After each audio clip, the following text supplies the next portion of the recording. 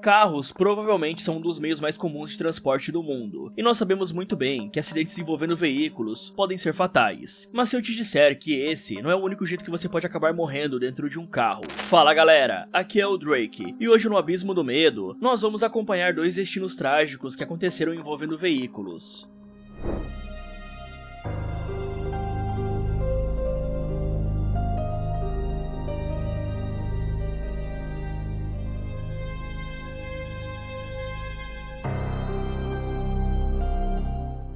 Terça-feira, dia 10 de abril de 2018. Estamos no estacionamento da Seven Hills School, em Cincinnati. É o fim de tarde, com dezenas de carros nas vagas. Entre eles, tem uma minivan, uma Honda Odyssey dourada. Esse é o carro da família Plush. Ao redor, o campo segue o ritmo de sempre, com os alunos saindo, treinos começando, motores ligando, em uma tarde comum. Às 15h16, o 911 de Cincinnati recebe uma ligação. A voz está abafada e difícil de entender. Parece alguém falando de dentro de alguma coisa. Um adolescente diz que está preso num carro. Ele diz o nome da escola, descreve o veículo e pede socorro. Uma viatura é enviada, mas a ligação não soa como emergência típica, mas tem uma frase que deixa tudo mais perturbador. Kyle jogava tênis no time da escola, e naquela tarde de terça-feira, ele tinha treino. A minivan era o carro da família. Ele usava para ir e voltar da escola. Nada de especial, era a rotina do garoto. Ele tinha 16 anos, e a escola o descreveria depois como alguém de inteligência afiada, bom humor e grande coragem. Desde os 3 anos de idade, Kyle convivia com escoliose e cifose, problemas na coluna que exigiam acompanhamento médico. O corpo dele tinha limitações que a maioria das pessoas nunca percebeu, mas naquela tarde, naquele espaço apertado do carro, essas limitações iam pesar. Ele entrou no carro para pegar o equipamento de tênis, uma bolsa e a raquete. Aí o garoto talvez tenha se inclinado e se ajoelhou na terceira fileira do banco do carro, esticando o corpo para dentro para pegar o que precisava. Só que o banco traseiro da Odyssey tem um mecanismo de rebatimento, um sistema comum em minivans, que permite dobrar os bancos para aumentar o espaço de carga. E quando Kyle se apoiou, o encosto soltou e tombou para trás. O peso jogou o tronco dele contra o assoalho do porta-malas, e o encosto acabou travando em cima do peito. Preso naquela posição, o Kyle não tinha como usar a força dos braços para empurrar o banco de volta, e o peso do encosto comprimia o tórax. A coluna dele já era comprometida, e isso não permitia que ele fizesse muito esforço para se soltar, e cada tentativa de se mexer gastava ar, e como ele estava prensado ali, o ar estava ficando curto, e num espaço apertado assim, a posição do corpo determina tudo. Quando você está dobrado, comprimido, o diafragma não expande direito, cada respiração fica mais curta que a anterior,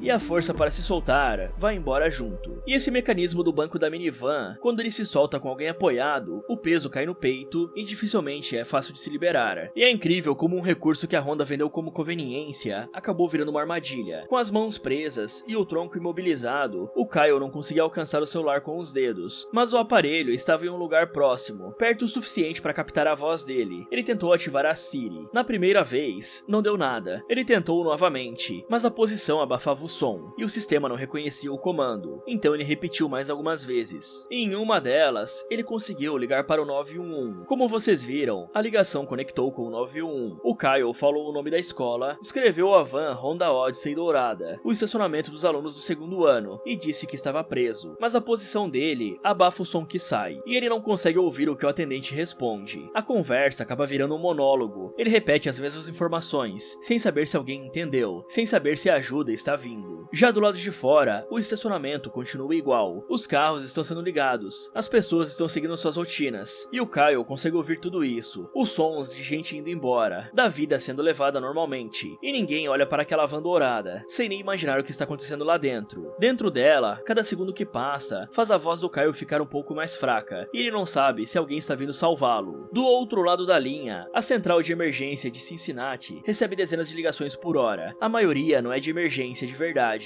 Tem trotes, enganos e gente discando sem querer, além de brigas de vizinhos que se resolvem antes da viatura chegar. Os atendentes aprendem a filtrar isso. Então, uma voz que chega abafada, com alguém falando de longe ou de dentro de alguma coisa, soa como estranho, e a atendente até se esforça para escutar, mas o som não colabora. O que ela consegue captar é o seguinte: uma voz que parece feminina, alguém dizendo estar presa, mencionando uma escola, e o sistema de registro é o CAD, que organiza cada chamada em categoria, prioridade idade e localização. E esse sistema sempre pede uma classificação, mas essa ligação não encaixa em nenhum padrão claro. Não é um roubo, nenhum acidente de trânsito e nem violência doméstica. Então o registro entra como um No Trouble, uma categoria que é usada quando o atendente não consegue definir o tipo de emergência. E cada uma dessas categorias dispara uma resposta diferente. E geralmente quando tem uma pessoa presa, os bombeiros são mandados juntos. Mas um No Trouble vai para uma fila genérica. E essa categoria que o atendente escolhe decide quantas viaturas vão e com qual velocidade vão atender o chamado. Infelizmente, o Kyle caiu na categoria errada, que tem um tempo de resposta bem maior. A ligação dura 2 minutos e 56 segundos. E o Kyle fala o tempo todo, mas não consegue ouvir as respostas. Quando a chamada cai, a atendente tenta retornar, só que o telefone toca e ninguém atende. Ele cai na caixa postal. A localização que o sistema captura vem do celular do Kyle, com uma tecnologia chamada Phase 2, que triangula os sinais entre antenas. E em áreas urbanas, a margem de erro pode ser de 100 a 300 metros. O ponto que aparece no mapa aponta para uma região de Red Bank Road, perto da Seven Hills, mas a referência não é exata. Além disso, o sistema também registra menções a uma loja de usados, um estacionamento comercial e o campus da escola que fica ali perto. Mas esse não é o único ponto possível num raio de algumas quadras. E se a categoria é clara, a ocorrência não vai disparar um protocolo de urgência máxima. Se a chamada tivesse entrado como pessoa presa ou uma emergência médica, o procedimento seria completamente diferente. Mais viaturas seriam enviadas, o tempo de resposta seria muito menor e teria aquela coordenação com os bombeiros. Então, o despacho segue o padrão. Uma viatura é enviada para checar a área. Às 16h26, 10 minutos depois da primeira ligação, a viatura chega à área de Seven Hills. Os policiais têm uma região e não um endereço, além de uma descrição vaga de alguém presa e menção à escola, só que eles não têm uma placa, nem a cor do veículo e nenhum ponto exato. E o que eles veem quando chegam são dezenas de carros estacionados e nenhum sinal de emergência visível, nenhuma pessoa pedindo ajuda do lado de fora. E Seven Hills é um complexo com múltiplos prédios, tendo pelo menos 3 estacionamentos diferentes, áreas de acesso separadas. A van dourada do Kyle está numa delas, mas os policiais começam a buscar por outro lugar, então a busca já começa pelo lugar errado. O Kyle disse Sophomore Parking Lot, um estacionamento do segundo ano, mas quando a informação chegou na viatura, era só Seven Hills. A falta desse detalhe fez os policiais rodarem pelo estacionamento errado enquanto ele estava a 500 metros, no lugar que ele tinha descrito desde o começo. Entre 15h26 e 15h34, enquanto a viatura circula por estacionamentos que não são os certos, o Kyle ainda está vivo. Ele está respirando, ainda tentando falar. 15h34, 18 minutos depois da primeira ligação, o Kyle consegue ativar a Siri de novo e disca o 911 pela segunda vez. A voz é a mesma, só que agora mais fraca. Ele repete a localização, repete a descrição da van e tenta novamente pedir socorro. Dessa vez, ele consegue falar mais. E por fim, ele fala algo que corta o coração.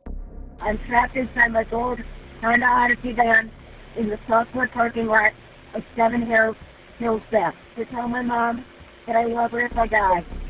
Então, com essa segunda ligação entrando na central, os policiais que foram checar a área ainda estão no campus. Eles chegaram às 15h26 e não foram embora ainda, estando a menos de 500 metros da van do Kyle. O problema é que 15h37, 3 minutos depois dessa ligação, eles vão embora. E isso provavelmente foi um erro de comunicação, porque se alguém tivesse falado no rádio que tinha outra ligação do mesmo lugar, 3 minutos era tempo de sobra para achar a van, mas ninguém falou nada, porque o sistema não juntou as duas ligações. O que aconteceu aqui é que essa chamada entrou no sistema de uma forma diferente. O silêncio entre as palavras e os intervalos longos geram uma dificuldade de entender, e tudo isso faz o protocolo classificar a ligação como TTY, e esse é o padrão usado para chamadas de pessoas surdas ou com dificuldades de fala. Então, o sistema espera respostas por texto, não por voz, já que esse é um protocolo de acessibilidade, mas quando ativado por engano, ele muda completamente a forma como a chamada é tratada. A atendente dessa ligação é a Amber Smith. Ela segue o procedimento para chamadas TTY, mas por algum motivo, a informação não é repassada aos policiais que ainda estão circulando pelo campus, e o rádio deles não atualiza. Então os policiais no local não sabem que existe uma segunda chamada, onde o Kyle acabou de dizer que ele precisava de ajuda imediatamente, pois estava quase morto. A gravação da câmera corporal mostra a viatura passando por estacionamentos. A busca é feita de dentro do carro, em velocidade de patrulha. Os policiais olham pelas janelas, procurando algo que pareça emergência, alguém acenando ou gritando, ou uma porta aberta, qualquer sinal que seja de perigo, mas o que eles veem são são só carros estacionados e um silêncio completo. Nada estava fora do lugar, então por isso eles não descem, não batem em vidros e não checam veículo por veículo. Às 15h37, 11 minutos depois de chegar, a ocorrência é encerrada. A viatura vai embora e o Kyle ainda está vivo. O campus se esvazia, os treinos terminam e funcionários e alunos vão embora para casa. A van dourada fica ali, ela é invisível entre os poucos carros que restam. Em algum momento, o Kyle para de tentar, pois o corpo dele colapsou. Às 20h56, mais de 5 horas depois, o pai do Kyle abre o Life 360 no celular, um app de localização familiar. O sinal do celular do Kyle aponta para o estacionamento da Seven Hills. O pai vai até lá, encontra a van e abre a porta. O Kyle está na mesma posição em que ficou preso, quase 6 horas antes, mas infelizmente ele não está mais respirando. Nos meses seguintes, investigações independentes examinaram cada etapa do atendimento do Kyle. Os relatórios apontaram falhas no sistema de triagem, na comunicação entre a central e viaturas e na forma como a busca foi conduzida. A atendente da segunda ligação, Amber Smith, foi colocada em licença administrativa. A investigação concluiu que ela não seguiu o protocolo corretamente, mas o promotor do condado de Hamilton anunciou que não haveria acusações criminais. Cada pessoa fez o que o sistema mandava, e o resultado foi um garoto de 16 anos, morto num estacionamento de escola, e ninguém foi preso por isso. A família processou a cidade de Cincinnati. O caso terminou em um acordo, $6 milhões